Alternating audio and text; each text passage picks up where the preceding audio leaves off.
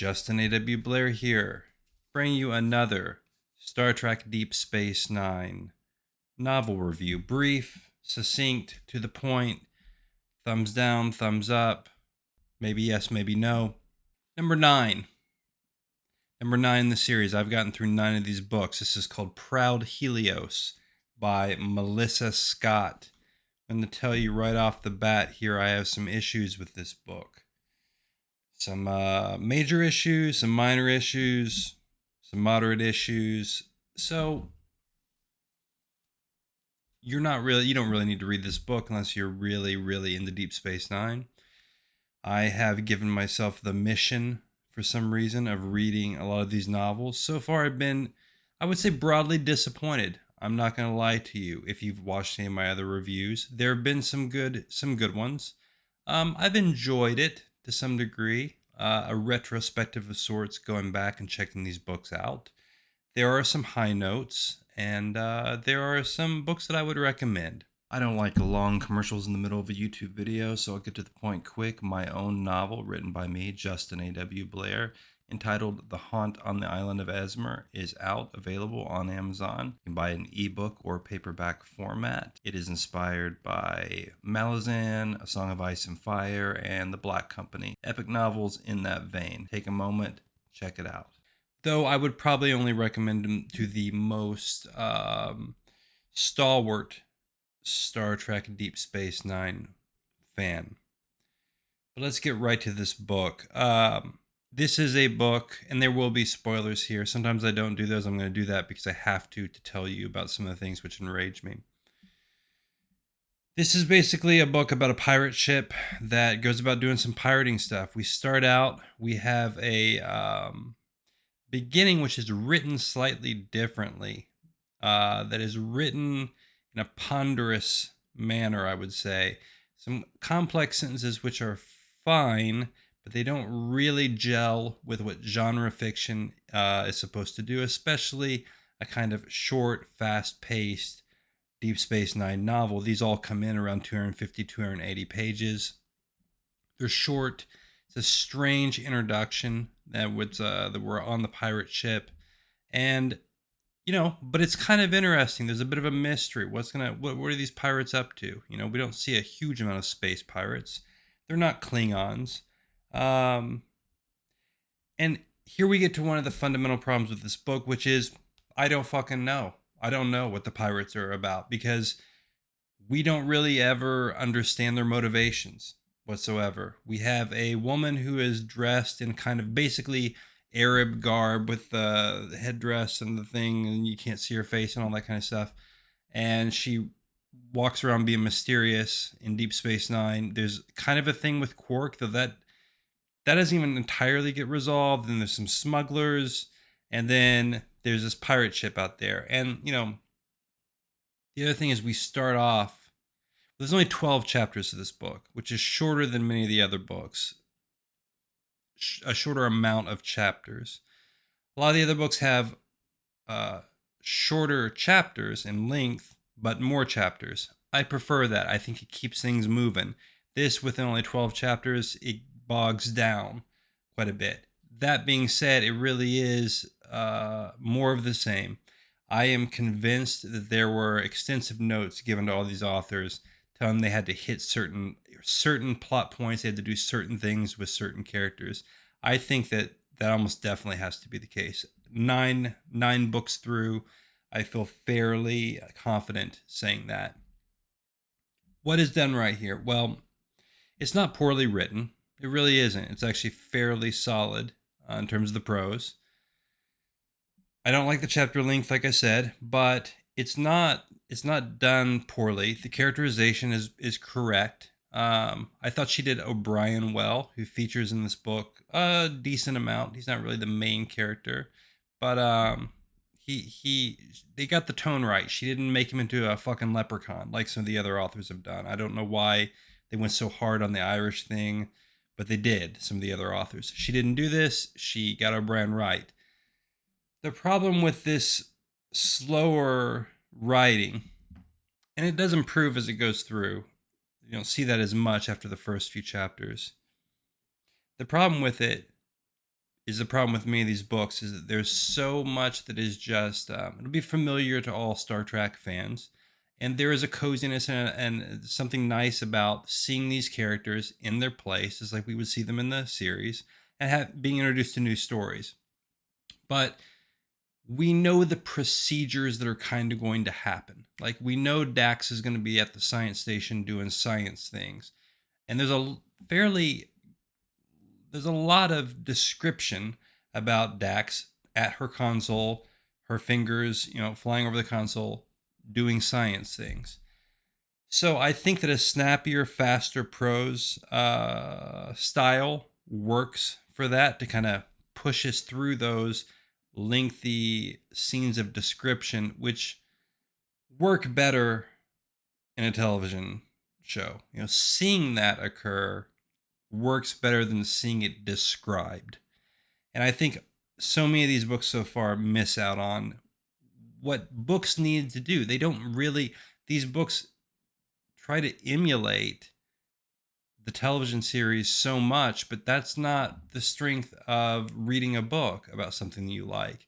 Inner motivations, the characters, innovative stories, description of some of the fascinating, planets they could take us to, or the different, all kinds of, even the plots, some great science fiction plots which we see on television, that could be done and worked into a novel better. Just describing O'Brien for the 100th time fixing a insert technobabble, term there, that is fine for the show, because it's usually that's occurring on the screen while O'Brien is saying something or doing something, or the plot's moving along. They're these characters working, whether it's the transporter or being at ops or going in the office, and Cisco going in the office and talking to Gul Dukat or whatever it is, so often in these books that just gets described, but it doesn't really push the story too much. And partially that's just because it's slower when you're reading, even though those are shorter books. But I think these books just miss out on what could have been done better in the hands of better writers, or the same writers who maybe had more freedom and more time. Now, like I said, the main problem with this is we have antagonists, the pirates, and their ship is Helios, I guess. There's a sun symbol on it, but there's no real description of, we're always told, oh, look at this giant sun symbol on the craft. We don't know why that's there. We have no mythology, for why that's there. There's actually not even an explanation whatsoever. I don't know. It's just, but that's what it's called. It's either Helios or Proud Helios. It doesn't even make sense. I mean, some of them are human, but the captain isn't human. So why would Helios, which is like a Greek, I think, god, be the name of the ship? It doesn't make any sense. There are some real problems here. There's some small things, Odo asks O'Brien to put the lady who's dressed like a fundamentalist Muslim or whatever, put her under surveillance because he has some suspicions. That actually is the right move to do. So Patriot Act Odo was on the right, he was doing the right thing there. But at that point in the book, it actually seems unlikely Cisco would allow that, because this person hasn't really done anything. But still, Odo, trying to violate civil liberties, he was correct on that one. What else? The first two chapters are overly long. They describe the attack of the pirate ship on a merchant vessel of some aliens. And this is where this whole thing doesn't make any sense. We're made to really think, man, these pirates are really bad, and they are. They're basically just killing these civilians on the ship. It's a freighter or something. It's like quasi-civilian, somewhat. It's not military, and we're taken through this whole thing where the Deep Space Nine crew is sending out a ship to try to save them, and this and that, and we're made to really think these pirates are really bad. But then But then, first off, we learn nothing really about them, and then second, throughout the book, then we get these kind of this grudging respect from several of the characters for the tactics of the pirates, which clashes a little bit with the fact that we were supposed to really hate them. You can get that. That makes sense. That can actually be good writing to have people have slightly different inclinations towards characters, which are good or bad. Gray, whatever. It just doesn't work here because we don't know. We don't really know anything about them. It's just the pirate guy is bad, and he'll kill people and he'll take hostages. He'll do whatever, and that's about it. There's a couple characters, smugglers, that are written fairly well. They're not bad, minor characters. They worked, but they show up fairly late and they don't really do a whole lot. Those characters, I think, had potential that was never really seen through, though I liked how their story progressed and ended. So that was not bad at all. There is a egregious scene at the end of it which makes no sense at all, and I am going to explain it to you because it makes no sense, and maybe as I talk it through I'll realize I'm the fool. And I'll tell you before I explain this, I'm going to tell you I can be a fool, dear viewer, dear listener. I was making some tuna salad to eat before I came in here to record this podcast for you. And I added a jalapeno pepper, and I cut up the jalapeno pepper, and I took the pieces of the jalapeno pepper and I spread it liberally throughout the substrate of the main tuna salad, which is just a can of tuna and mayonnaise. And I ate that. And then I guess I rubbed my face and my eyes. And so I before I started recording, a little bit of the burning jalapeno oil in my eye and on my face. So am I slightly more enraged than normal? No, I'm completely calm. But just in case I'm being too hard on proud Helios, we can say it's because I've done just that. Now, that story was about as interesting as this book, which is not so much. What I wanted to say is at the very end of the book, we have a scenario where Cisco is trading. It doesn't really matter. He's out there on a runabout. Cisco and someone else is on a runabout. They are transferring stuff to the pirates to get hostages back, but they have a plan. And the plan is pretty good. It's a decent plot point. It's all right idea. It's done well. Again, these smugglers come in and play a part in that, and that's fine. But then that's kind of done. And the hostages are rescued. There's a Cardassian fleet that's coming that's going to get this pirate ship. And this pirate ship's fucked up. Fucked up. We know that because O'Brien's been over there trying to fix it as one of the hostages.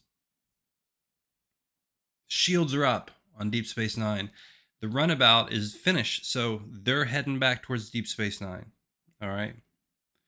The pirate ship is heading towards the wormhole, and the Cardassian fleet, which is 4 or 5 ships, are on the pirate ship, and they're firing at it. And then for no apparent reason, I mean, they're out of danger. First off, the pirate ship's never fired on the space station anyway, though there was a threat, but that's pretty much over. Pirate ship's running. By the way, they got what they wanted from their hostages. They got the equipment. So the runabout's headed back to the space station, and then for some reason there's interjected this idea that Dax has to do this complex science idea to use a tractor beam to grab the runabout to somehow make it dock while keeping the shields up, even though the fucking pirate ship is going through the wormhole, totally ignoring them away from it. But they're like, it's too dangerous to bring the shields down. First off, it's not. But also, okay, fine. The runabout could just go off into space away and wait like 5 minutes, which is all that happens in the book. Like, just wait 5 minutes and the pirate ship will go through the wormhole, and then that'll be the end of it. And then they could bring the shields down. But instead, Dax figures out, the Barclay, the Broccolocka maneuver or something. She like does science things, and she's like, yeah, the tractor beam will grab you, but then it'll be elastic and stuff. And it's just like, this is fine. It's like it's significantly long. It honestly seemed like the author was like, oh, I have to make this word count. And I need to have 5 to 6 more pages of something. So let me just do this. And it really just makes no sense at all, because then the novel really abruptly ends like with 2 more pages to go, and it's like, no, you could have just left that out completely. It's really just, again, maybe it's the jalapeno oil in my eyes talking, but it's just not good. And that's the problem with so many of these books, is they're just not good. I wanted them to be good, but they are not. They are not. I'm sorry, Melissa Scott, but average at best. So will I continue? Probably. I say I won't, but I probably will. I don't know why. I have one more of these. Also, this was a very damaged copy of this book I bought off eBay, and if I should go and find the company and call them out and say, hey, it looks like they found this book in a fucking garbage dumpster. And, yes, they're extremely cheap, but, condition, conditions a little bit under where we need to be here for this. I don't send me garbage books. It's just, okay. So anyway, call this the jalapeno oil and the eye incident and end it here. What else do I check the notes briefly? There is a mystery of who and what the pirate ship is itself, which is something I wrote early on, exuberantly thinking, oh, this would be good. And then later I noted, and it never resolves itself, because it doesn't. I don't know who proud Helios is. Why should they be so proud? I don't know. They shouldn't be proud of their crimes in space, because they've done space crime. I know that. I had to watch 2 chapters of space crime. Aliens with tentacles in their heads, getting blown up. It's no good. So, and then this ship has like one reactor that's barely working. O'Brien's like, I can't fix it. It's not going to work. And then like a fleet of Cardassian ships come, but somehow proud Helios still like gets through the wormhole and escapes. But they make it seem like it goes through the wormhole, but it's like, hey, you can just follow the ship through the wormhole. And they're like, the authors seem to think that when the wormhole opens and then closes, like it's like some door, and then like you have to wait a certain amount of time to proceed through. It doesn't make any sense. There's like some bullshit like, they knocked out the sensors of all the, and there's another, it reminds me of another thing. Like it's written, it's like the proud Helios shoots all the phasers off, which again doesn't make any sense. It barely has any power going.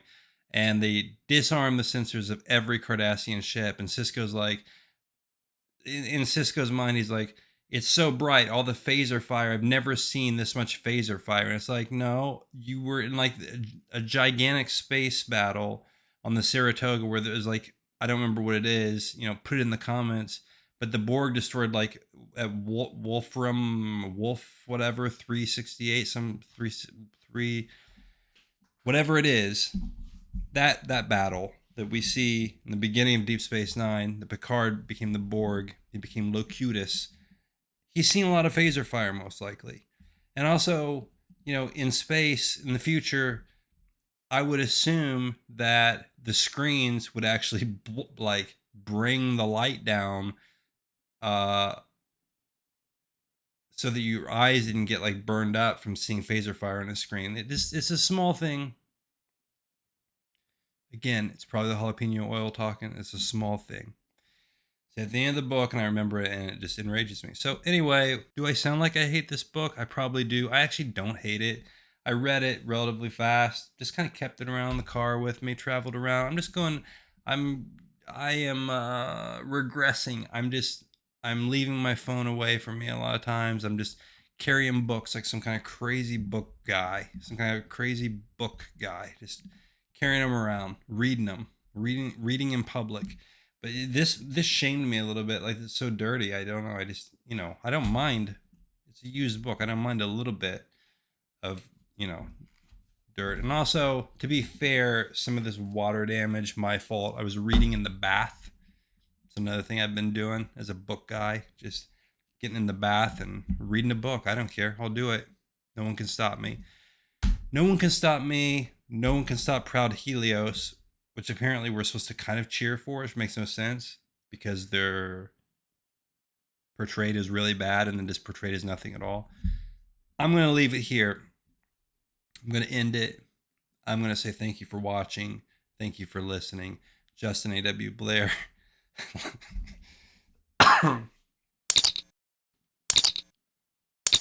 I need medical. I need the infirmary to get the jalapeno oil out of my eyes. All right, that's it. Thank you very much. Watch the next video. It'll be fun. And that's it. See you later. Bye.